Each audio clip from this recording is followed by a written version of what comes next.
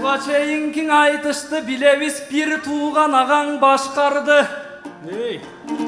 Менин алып баруучуң агам деп булар айтыш сайын мактанды. Бирок бүгүн жагдай башкача. Агалардың узатып минтип алып келдик жаңы жаштарды.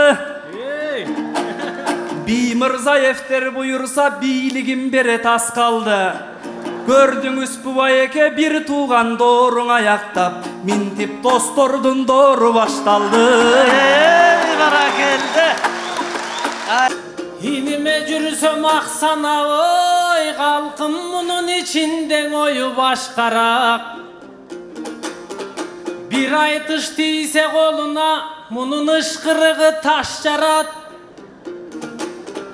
Ал рас бүгүн айтышты сенин алдыгы кутман досуң аткарат. Бирок сен байкап сүйлө жаниним, бүгүн алдарытыңды саккарап. Эртең элең айтышты кайра менин агам башкарат. Калкым мен кече бир мындай түш көргөм. Түшүмдө кызык иш көргөм.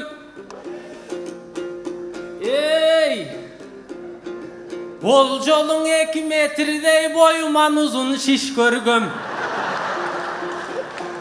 Көйкөлүп анын айланган мындай көк чапан кийген кыз көргөм. Анан Акматка барып жоорутсам, ал багытты туура түс берген. Айла жок Бокеме барып жоорутсам, ал аруу деп айтып күч берген. Эми шабайым суу олтурат, мобул шырыкты көрүп үстөлдөн. Мен өзүм Нурай деп жооруп жат элем. Аттиң ай Нуру Султан болду туш келген. Ал түшүмдү түз эле, табылдың атама барып жоорутпай. Аттиң жаңылган экен уш жерден.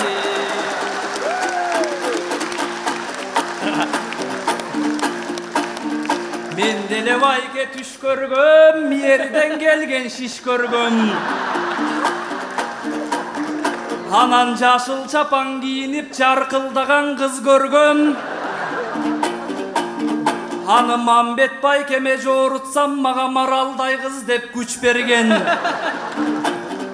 Абул Кутман досума жоорутсам, өпкөрөк бирөө чыгат деп багытын чындап түз берген.